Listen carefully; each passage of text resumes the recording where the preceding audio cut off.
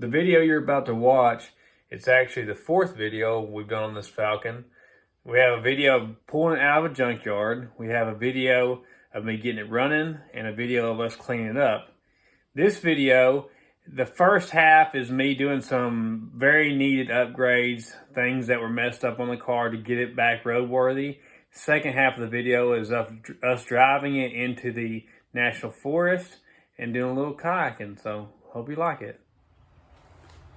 If you watch my last couple videos, you'll recognize this car. 63 Falcon Futura two-door hardtop, 170 inline 6 with a 1-barrel, Ford matic 2-speed. I don't know, whatever rear axle they have. It's bone stock.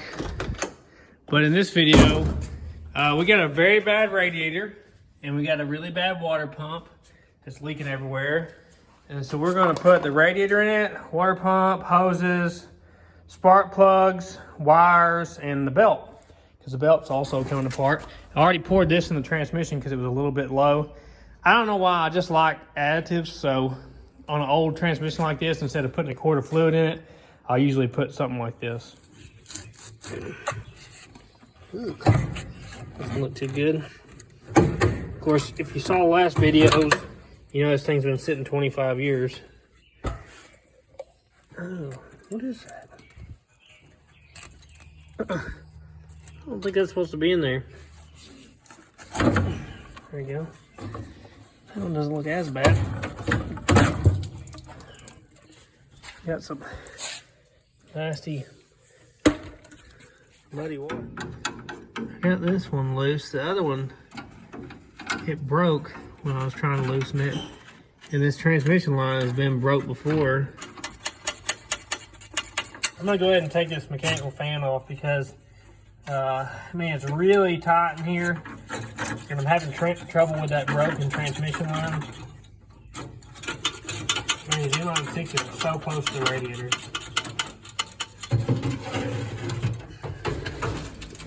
That gives you a better look. This has all been brazed up. I can't believe they even tried to repair that.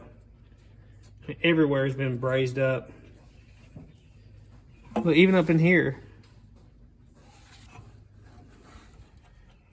Oh, this guy right here, that's a man after my own heart. Look. Just whatever he had to space it to make that bolt work.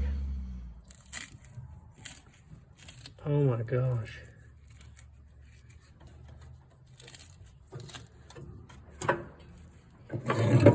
Just got the thermostat housing off. Oh gosh, look in there. Wow. It's incredible. And it's got the wire, I guess from old radiator hoses got stuck in there.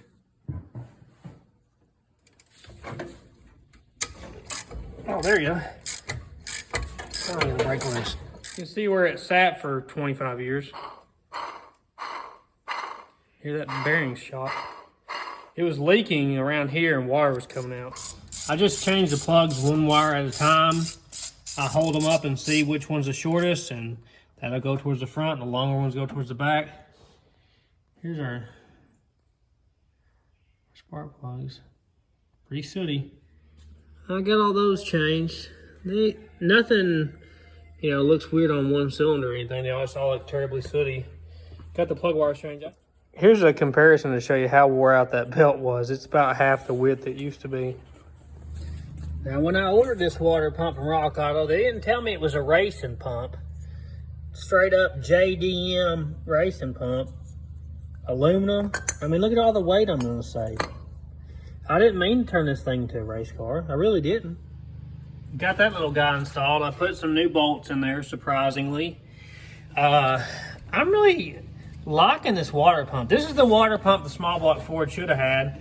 3 bolts, that's all you need right there. Got the fitting swapped out, gooped everything up with former gasket. I think I got the bolt out. Golly, this generator's heavy. I couldn't get this back bolt out. I've been working on this a while, and man, that guy is heavy. It broke the stud off the back when I tried to take the charging wire off. taking this thing off too to go with the other one. Those things are enormous and they're heavy. You know I don't like heavy stuff. It's a little hot right now if you can't tell. See what we can find in here. It's really caked up. It looks like they've been running this thing off pond water.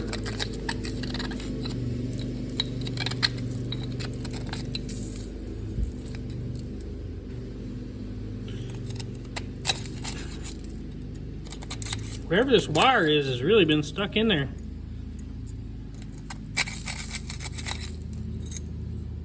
There we go. Well, I think that's all it's going to get. That's probably good enough for the girls I hang out with. Alright, got a bolt back up on there with my 160 thermostat. I don't know why people even buy gasket sets. They spend hundreds of dollars on gasket sets when they come in a tube like that. I know you guys aren't going to believe me, but I'm really trying not to make this a race car, even though it's got blue hoses on it and an aluminum water pump. Finally got that bracket off the bottom of this thing. I had to use my big DeWalt impact. We got our alternator in the mail today. I'm committing the unpardonable sin of putting a Chevrolet alternator on a Ford. That's my plan. Let's see if this thing will actually bolt up and how hard it's going to be to get the spacing correct. Let's see how far off this thing is on the bracket. I just got some big long bolt to use. Yeah, this thing is several inches back. So it looks like we're gonna have to either make a new bracket or drill new holes in this bracket. I'm gonna take some measurements now and see how far off we are. I'm gonna go ahead and snag the wheels off this thing because I went ahead and opened up my envelope and got some casings for this thing.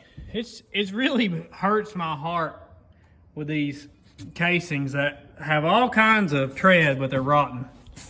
You know, I got on the Walmart.com and they had some casings for this thing, but Lord, they want a war pension for them. It's $160 for 4 brand new tires. I mean, what happened to the Pep Boys $99 deal? Here's these new casings we got. They only sent me 3 of them for some reason, but I only get the best. I only get them Nankangs. You know, you want to get a good quality tire. And you'll know they're good quality when that's what they say on them right there, made in Taiwan. Them CX66-8s. Low noise too. I mean, they won't make a peep going down the road. Okay, we're here at my work at the tire machine.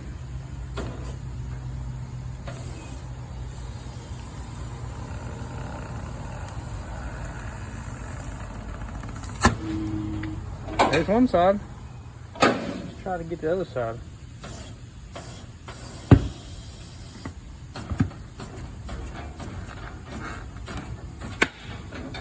Any of you guys ever try to break down a tire this way with a car on the lift? Well, the reason I had to break it down that way is this attachment broke on the tire machine. I got it, just kind of the rough stuff knocked off of it with a wire brush, and then I used a abrasive disc on it and a red Scotch-Brite.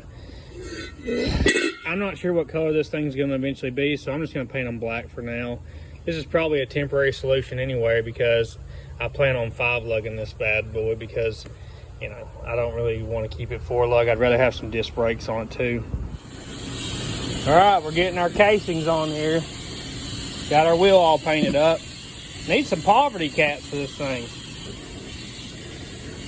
Hard to do this with one hand.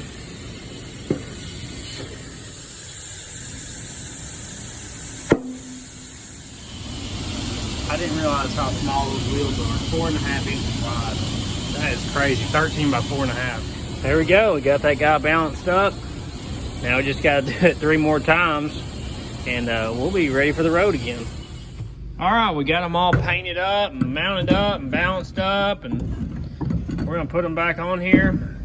Man, this is one of these wheels is a 4-inch wide wheel. So, man, I bet this thing, it'll probably handle like a radio flyer wagon going down the hill with these things. You know, when you turn the handle back around towards you, You're going down the hill? You've been there. Well, my ADD kicked in and I've decided to pull the carburetor off to identify the model number to get a kick coming from it. Look, this vacuum advance for the distributor, it just pulled right out of there. I got all that linkage unhooked. I think I've got everything.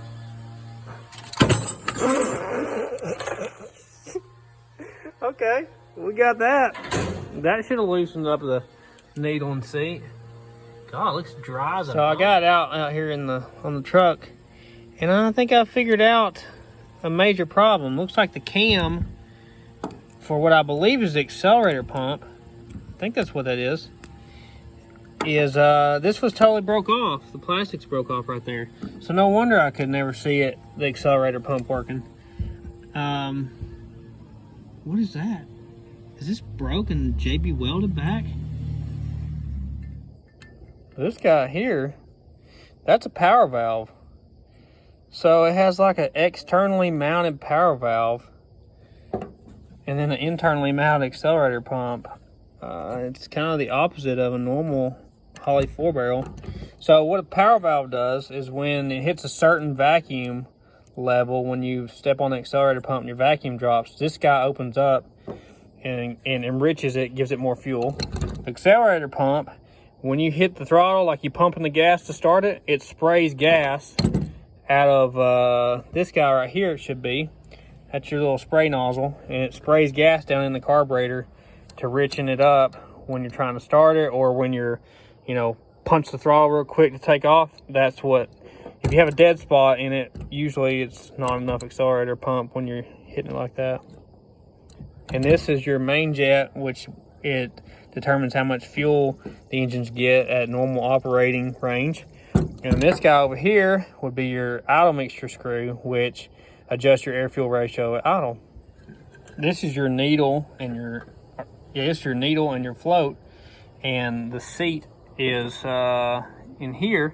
So the needle sits on the seat, and when the float comes up with the fuel level, it shuts off the fuel coming in the carburetor. So when the bowl's full, it's shut off, and then it's just like a toilet basically. When you flush that bad boy, then this thing comes down and lets the fuel in, so you have the correct fuel level at all times.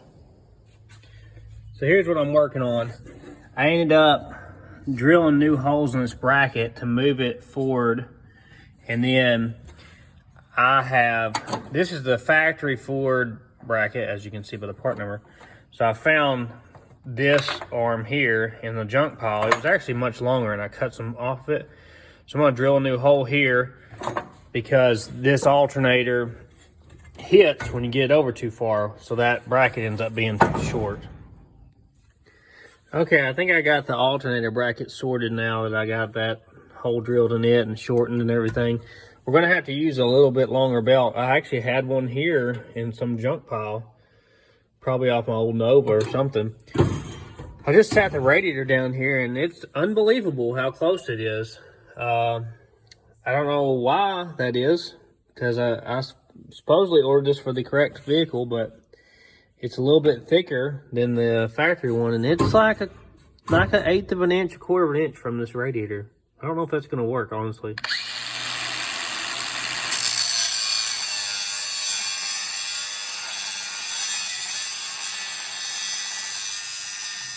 So my plan is to cut these brackets off, obviously, and try to slide the radiator towards the grill just enough to get that fan on there, and then weld it back to the radiator, the brackets back on. I believe that's going to be my solution. You can see it's back a little over an inch farther than what it was. Yeah, this wouldn't be any problem if you had a 4-cylinder or a V8 in here, but I'd much rather do that than cut the car up to make an aftermarket radiator fit. So I think that'll work. So here's the moment you guys have probably been wondering about for a while. This was the noise. The emergency brake cable, for some reason, is tight, and there's a counterweight here on the drive shaft, and it was coming around and, strumming this thing like a big stand-up bass the whole time. That's what I was hearing. That was the brick in the dryer right there. We gotta fix this. Normally, if the rear axle brakes were working, I would hook this cable back up, which is what was wrong. This is unhooked. And this bracket was bent up a little bit. So instead, because I don't have working back brakes, and I'm gonna do a rear end swap in this thing, I just unhooked the spring that was connected to that, took the tension off of it, so we shouldn't have any noise from that anymore. Well, I broke down and decided to go ahead and paint the valve cover. I'm being too good to this car. I really am. Let's see what's under here, if I can get this off of here. Okay, so it's got shaft mounted rocker arms. I'm used to the Chevrolet ones that have stud mounted rocker arms. Looks like somebody's been into it because this is all forma gasket. It's a little baked. Just a little bit. You might need to adjust the valves while I got this off. Well, I'm back on the radiator now. I never thought I'd have this much trouble putting a direct fit radiator in. That's what you get, I guess, when you buy a Chinese one. But I ended up having to get a universal radiator hose that's flexible to get in there. And I had to take the crankcase vent off. I'm going to have to modify it because it ran right through where the hose goes because this radiator is thicker this direction. So this is a 24-inch hose. I think it's 1.5 inches on this end, like 1 3/4 on that end. I don't really like these flex hoses, how they look, but that's all I could use, I guess. This was an actual brand new hose I had laying around here from some other project. And I had this rubber sleeve that I put on here to make it work. I drilled some pilot holes in here and started a little screw to lock in where this goes. I'm going to take it to work and weld it now. But yeah, this has been way more of a job than I expected it to be, for sure.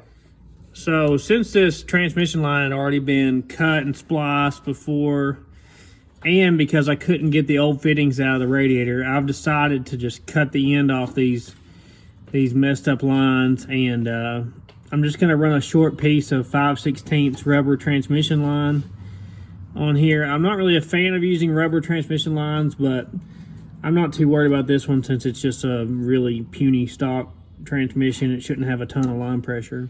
So I was going to weld this, like I said, but then I thought, I don't even know if I can get it in there with the brackets on it. So I went ahead and used some extremely short screws so it wouldn't hit any of the cores on the radiator. And we're going to see if we can get it in there with the screws. If we can't, I'll take the screws out, and I know I can get in there without it and then screw it back together afterwards. Well, I was completely correct. I could not get it in here with a bracket on it, so I'm putting the screws back in to mount the radiator back up. I beat this poor thing to death with the fan, even though I've been really careful. It's easy to kind of mess up those little fins. Okay, problems with this radiator number 672. The fan blade, now that I've bolted everything in, is hitting the top of this tank. So I don't know if there's room. I may have to drop the radiator down just a little bit to get it to clear. I hope this fan don't hit this radiator when I'm done. Here's the finished product down here. This line is made for this, and it's good up to like over 200 PSI. We got two really good OEM style clamps, and then we got two kind of good ones, so that should be fine. All right, finally, after tons of work, I hope I finally got this thing in here. I think it would have been easier to V8 swap this darn thing than to put this radiator in. It's been awful. I was also able to find this guy here. I went to O'Reilly's, AutoZone Advanced, none of them had it. So this is special hose just for a filler neck on a gas tank. Napa had it, so now we can fill, you know, the tank from out here instead of in the trunk, and people at the gas station won't look at us like we're stinking candy in the movie picture show. Well, I stopped at Napa and we got our valve cover gasket. Apparently, these things were on about every same Ford 6-cylinder had the same gasket, so that's neat. Painted my valve cover blue because I didn't like the orange. Deal with it. And we're going to stick the valve cover back on without adjusting the valves because I just don't want to deal with it. Man, look how much better that looks in that orange color. Who cares if it was factory? I must have been good this year because Santa Claus showed up. brought me this carburetor. And I really would have liked to fix this one, but could not find this accelerator pump cam arm. So just had to get the cheapest Chinese knockoff they make. And I didn't know it. I've been swindled. See that? Look how much smaller that is. This thing, they sent me a race car part again. Didn't even know I was buying a race car part. You can't tell me that ain't gonna make this thing have a hog leg. Also, I got me some nice seat belts. They're actually listed on eBay as aircraft seat belts, but it looks really similar to what should be in the car, what was in there already. I wanted to put something that looked correct instead of you can buy some like cheap plastic ones with a red button, but I didn't really want that. So we're gonna get this carburetor put on, and I'll probably go ahead and take the bowl off of it, check some of the settings on the screws just to make sure, since, you know, I don't know what this little 8-year-old Chinese boy did. I don't know what's happening to me. I'm just carrying too much. I painted the valve cover. I actually put a rag in the hole to keep dirt from getting down in there. That's very unlike me. All right, let's get our $86 carburetor on there. I mean, how could it not work? It's $86. Well, it looks good on there. Got a fuel line hooked up. We had to end up getting a new choke cable too, because that one was totally seized up. I hate to do that because this thing has these little, like, I don't know, ivory looking knobs. And now I've got a black knob over here. I wish I had like a usable original choke cable. Maybe I kept it. I'm gonna see if I can free it up, maybe reuse it later. But for now, we get a new cable on there. So somebody's gonna have to explain this one to me. I went through all the trouble of painting the breather, stripping it all the way down to bare metal and painting it. And then there's no carburetor stud. And I looked at the old carburetor, it doesn't even have a stud. So there must be some sort of bracket that goes on top of this carburetor. I'm gonna have to look at pictures, but I was, you know, all excited about putting an air filter on it. Thought you guys would really like that. And I don't have a way to fasten it to the carburetor. Since we don't have a working oil pressure light, I'm gonna take this guy out. That's 1/4-inch pipe thread. And I'm going to put in a mechanical oil pressure gauge that I had laying around here back from my turbo 2.3 Maverick project. And that way we'll at least know how much oil pressure it has. And if it doesn't really have any good oil pressure, we'll just unhook the gauge so we feel better about driving it. Okay, we got that hooked up. Got our line run in here. I'll show you the gauge. I got it mounted really good. It took me 2 zip ties, but I cut the ends off of them, so it's not butching if you cut the ends off of them. I went ahead and pulled the back seat out again. Don't you love that? Isn't that cool? I'm gonna go ahead and take the driver's seat out. And now I'm gonna unbolt the passenger seat, get these seat belts out, and try to swap out these seat belts if I can get these bolts out. I sprayed them with PB Blaster, but you know, they've been in there a long time, a lot of water. Stretch Armstrong to get this by yourself. It's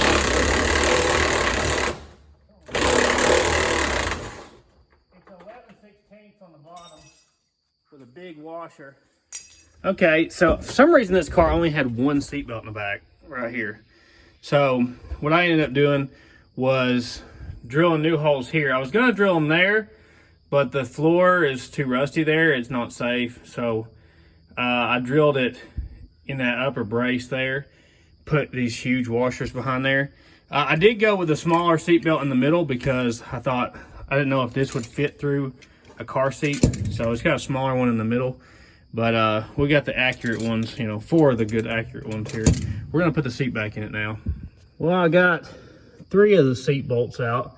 They're 1/2 inch. This other one, I guess the last fella just decided, hey, I don't got a nut for it. I'll just twist that bolt over to the side. It won't come out. I gotta try to fix that now, get the seat out. Well, I fixed that. Hey, there's some ladders. Let's see how old this guy is. Oh, there it is. 1963. How crazy is that? It's the same year the car came out. Are those silver? I don't know. You tell me.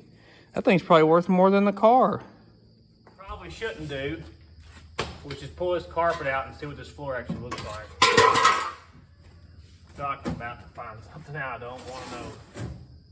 It's really stuck.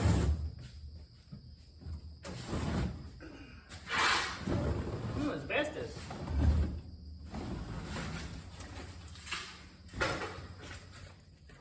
Well, not much left of this side, really.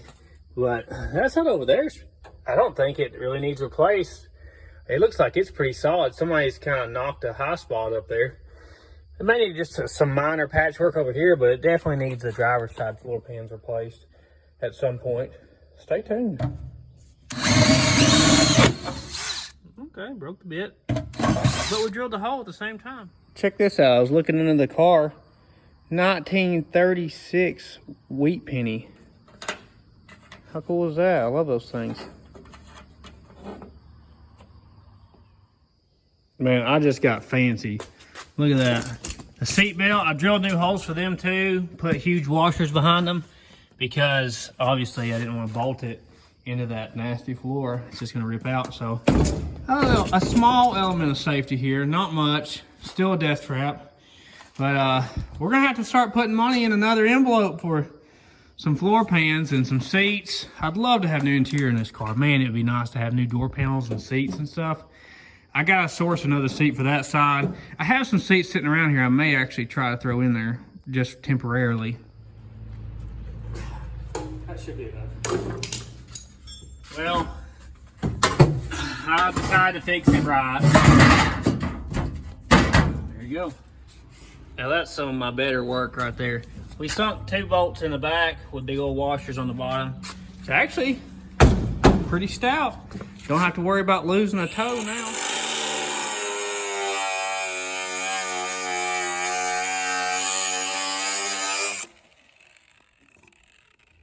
All right, we got the back floor fixed. People complain about the price of metal. I don't know where you guys live. Where I live, they got it about every few hundred yards sticking on a pole on the side of the road. I don't know why people complain about the price of metal. Well, I guess we got enough done to try to start it with the new carburetor. I'm gonna try to put some fuel down in the bowl. And also, we gotta see if this alternator works and see if our fan hits our radiator and ruins it and we had to buy another one. So I put this in earlier and used a screwdriver to start it, probably broke it. And I was trying to figure out how this works. So apparently you take, to get this pin in the right position, you take like a tiny drill bit or a, you know, like a paper clip, and you line it up in here, and that allows you to push this little detent thing in to get the key in the right position for all the stuff to line up to go in here.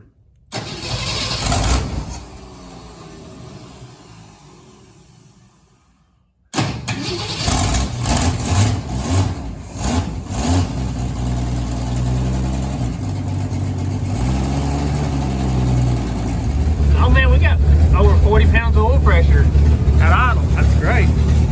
Seems like it's running rich to me. I'm going to go in on the mixer screw until it stumbles.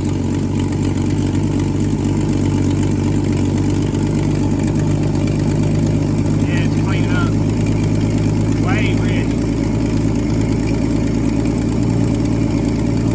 Yeah, no wonder it's running so rough.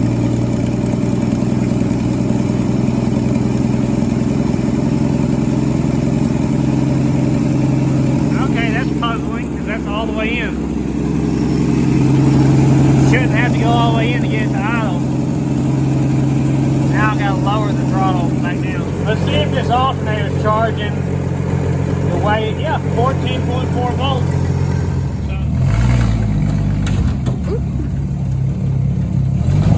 Oh Lord.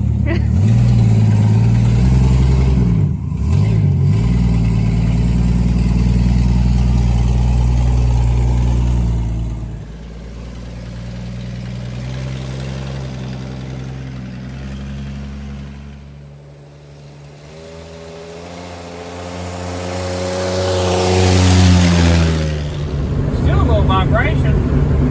I don't know what that could be. Way better than it was though. See, vibration definitely gets worse with acceleration.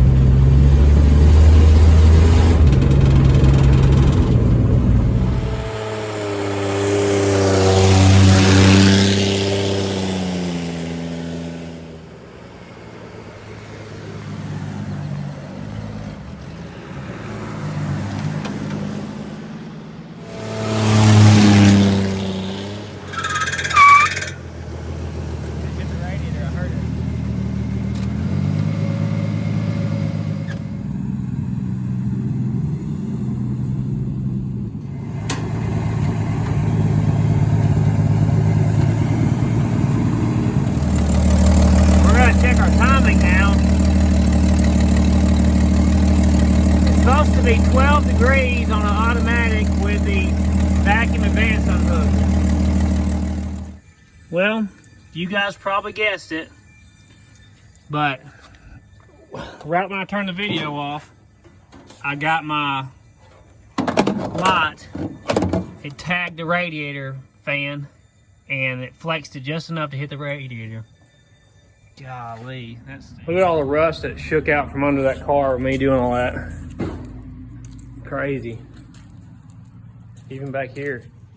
Well, we're back in the garage fixing my mess up on this radiator. I know the right thing to do would be take it out and weld it up, but you know, when you have a sense of urgency like I do, you just put some JB Weld on it, because JB Weld it has weld in the name. I mean, what could be wrong with it? We clean this off with a brake cleaner, and I lowered the water level. I drained the radiator, so hopefully this will work. We're out. So that's our vibration we're feeling, I would definitely think. So the noise was the cable, and the vibration was this. So we're gonna put a new U-joint in it, but there's actually one in the car if you remember from the video we cleaned it out. Look, this exhaust has no hangers. It has the engine to hang from and this one hanger back here. That's the only thing holding this exhaust up.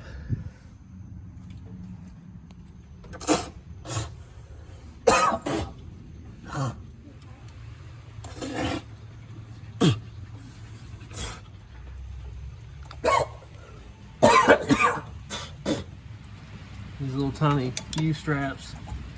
This is a much smaller U-joint than what I'm used to dealing with.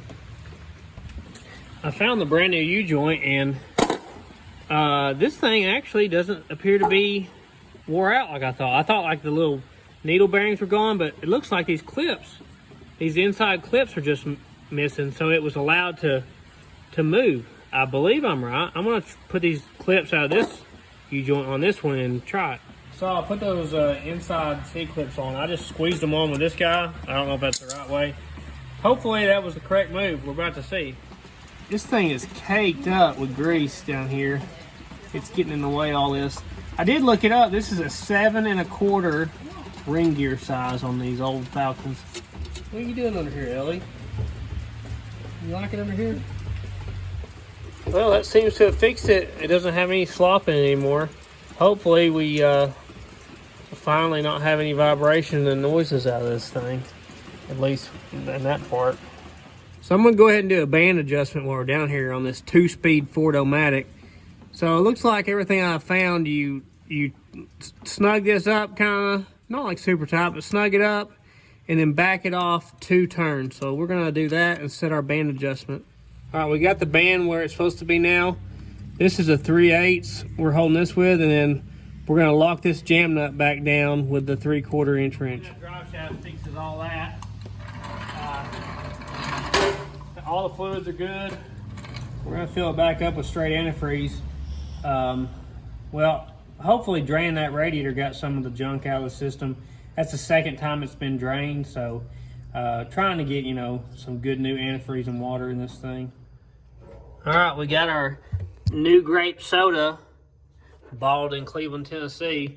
That's gonna be our overflow to catch anything that pukes out. So I was piddling around back here trying to figure out why I don't have any tail lights. Everything's unplugged. Like literally everything is unhooked. So we're gonna try to plug this stuff up and then get the brake light switch put in that master cylinder if we can. Maybe that'll work. Now this side was pretty easy, the colors matched up, but this side the colors don't match up, but black to black, orange to green, maybe that's right. I think this may be the backup lamp that we don't have. Not sure. We finally got our 4th casing from Walmart. They lost our order on the 4th one.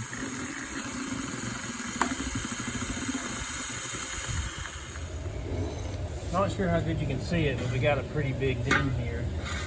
I'm gonna try to make it look a little better.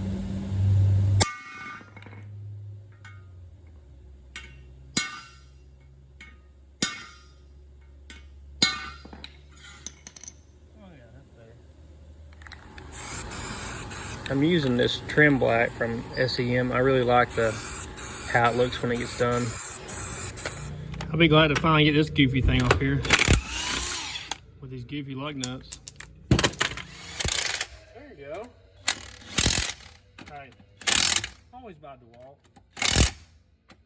It's way better. So we're back on this master cylinder trying to get some brake lights working. I gotta get this plug out that came with the new rebuilt master cylinder, but it's stuck in there. So we're gonna heat it up and then try to turn it out of there. Well, that worked. A little bit of heat goes a long way with stuck something. Of course, we'll have to re-bleed these brakes after this, but hopefully we'll have some brake lights. Okay, we got it hooked back up. I don't know if it matters which way you wire it. It may not matter, but you know, we got it wired back up. Let's see if the brake lights work. Okay, hit the brakes. Oh man, we got a brake light on this side. Let's see about the other side. Hit it again. Okay, this one's not getting power. We gotta check what's up with this one. Maybe it's the bulb, maybe it's not getting power. All right, let off the brakes. Pull the headlight switch on. All right, we got a tail light and a brake light on this side. All right, pull the headlights on. All right, now hit the dimmer switch button on the floor. Hit it again. I don't know if anyone's brighter. At least we got full headlights. All right, turn the headlights on. All right, turn them off. Hit the brakes. All right, left blinker. Right blinker.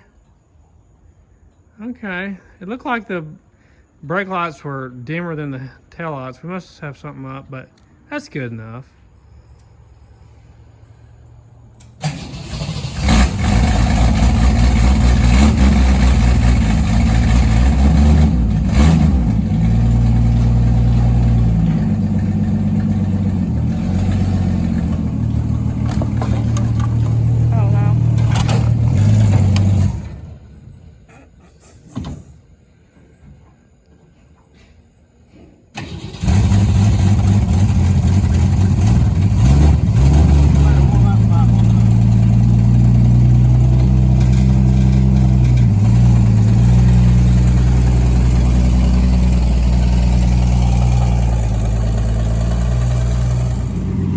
This thing is running so smooth now. I'm gonna go ahead and wash this thing. I pressure washed it, you know, in an older video, but I'm gonna go over it and kind of really scrub it. I might even take a Scotch-Brite to it. I kind of like to flat black this thing until I get time to do all the body work and really paint the car. I love it. Reminds me of my old Novas when I was a kid.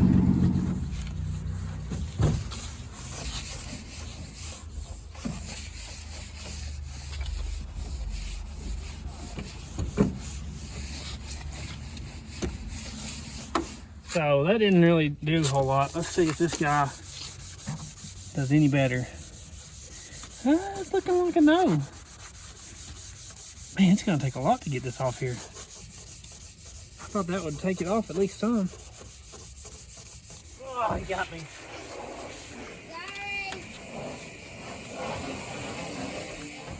We're gonna try some straight bleach on it. I don't know if that'll have any effect. Hey, I think we're finally getting somewhere. The bleach, maybe. It works better than the soap and degreaser.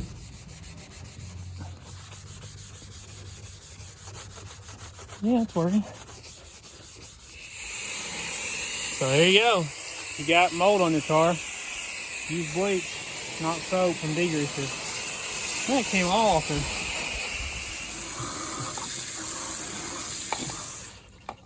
So you got some overspray on your old chrome bumper. So you get you some fine steel wool and keep rubbing, and you'll eventually shine the bumper up, and it'll actually take a lot of rust off too off a bumper.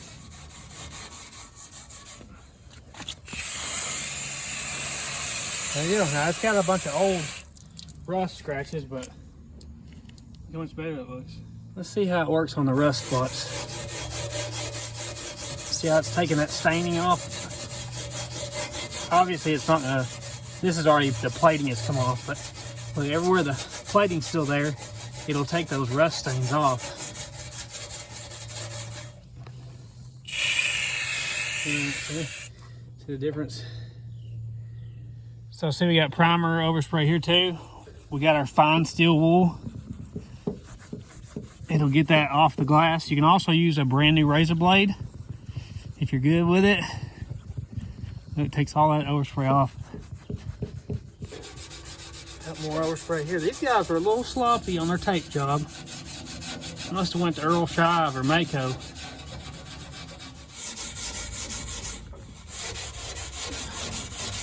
This is taking a lot of pressure to come off, but it's coming. Yeah, that U-joint must have been our problem, because it's not vibrating at all now. I need to take it and get it, do an alignment on it at work. That would probably help too. You could probably hear in some of the clips that the radiator, it's actually hitting that little spot of JB Weld just barely when I hit the brakes and stuff. So we're gonna work out a solution here on trying to keep the fan off the radiator.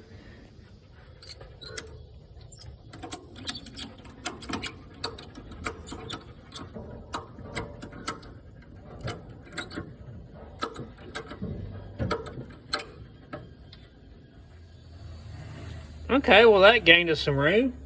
And now we have a permanent solution. Well, we got our last piece that I was waiting for here. Got a taillight lens. I think it's actually supposed to have a clear lens in the middle of it that sticks out. Kind of goofy to me. That's for the backup. But, you know, we don't need backup lights where we're going. I got to try to find some screws that'll fit this thing. Oh yeah, that looks a lot better. And these even say forward on them. Really nice. Well, we drove this thing about 2 miles, and it's the hottest day of the year. I'm sweating to death already. But it's been 25 years since this thing's been drove on any sort of long trip. And we're kind of wanting to go to the river. So I can't think of a single thing that could go wrong. That worked. Better watch out, Scooty. This is the first time we've been up to highway speed, like 50 miles an hour. A lot of trash and rust and stuff blowing around in here. So I can shoot you.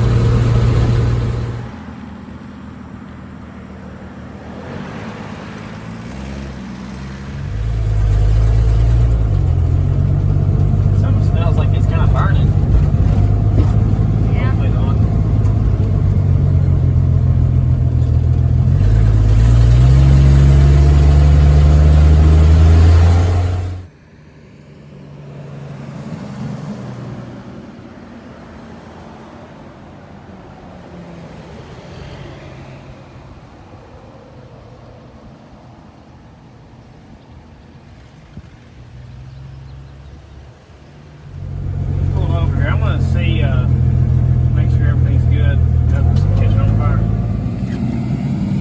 So far, so good. Nothing seems hot. Let's get back on the road. What do you think, Scooty?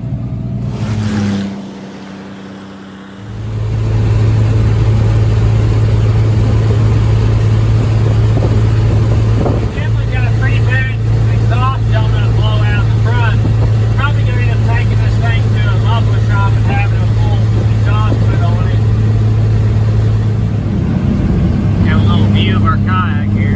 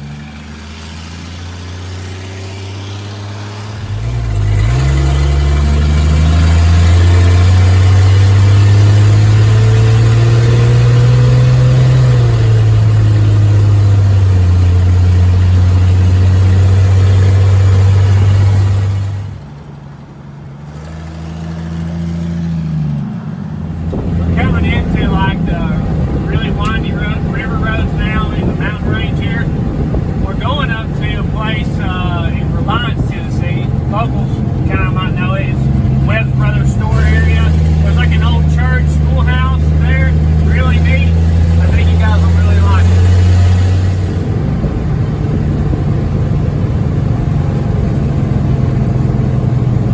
Oh, perfect car for this. Cherokee National Forest.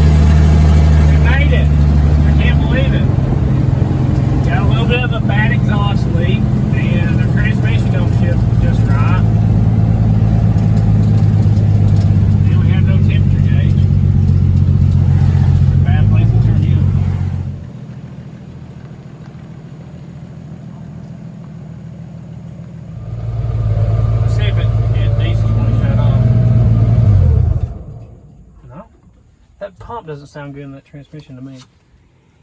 Well, I kind of can't believe it that it made it here without any real issues. I mean, you know, just a couple little funny things it's doing, but it didn't break down on us so far. We ain't made it home yet.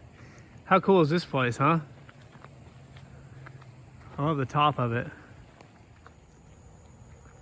So this is called Hiwassee Meeting Hall 3638, I guess. I believe it was built in the late 1800s, early 1900s. Was used as a church, I believe, and maybe even a school. I love how it's up on stilts right here by the water. So pretty here on the Hiwassee.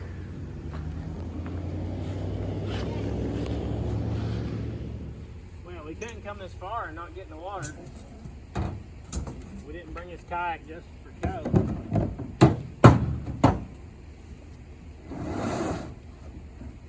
This thing ain't already painted, I wouldn't be doing this.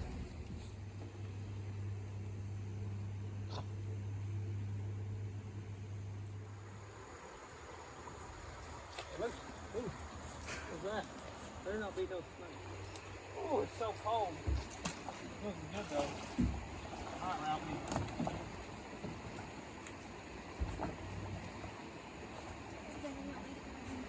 It's pretty cold.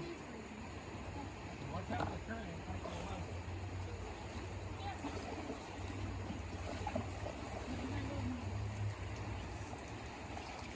Okay, go that way. See if you can go the opposite of the current.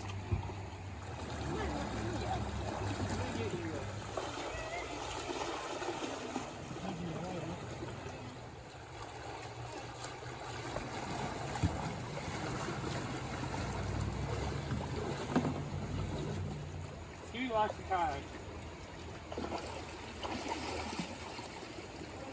Jump in. Can you do it? You do it. Kind of. Well, that was fun. The water is great here. It's a little swifter than we expected, but really nice place. You guys ought to come check it out. Hopefully we'll make it home.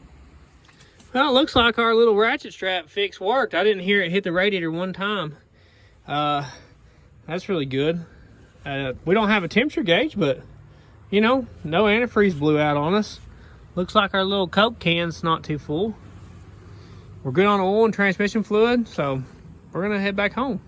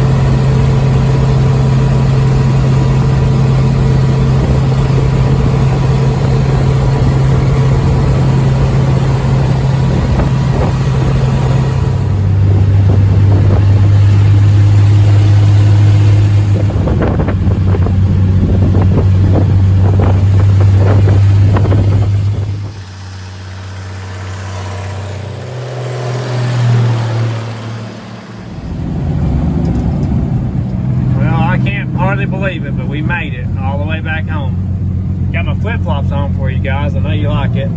This thing has just been too good to me. I didn't deserve it. Thing's a little steamy. A little smokestack. That went much better than expected. I really didn't expect it to not mess up on me. Didn't seem to drip a drop or anything. But if you didn't watch the other videos, there's a video of us pulling this out of the junkyard. There's a video of us getting it running. There's a video of us cleaning it up. So we got a lot of videos of this car and other stuff we fixed too. So appreciate the views. Thanks so much, guys. Thanks to all the new subscribers. It's really going well.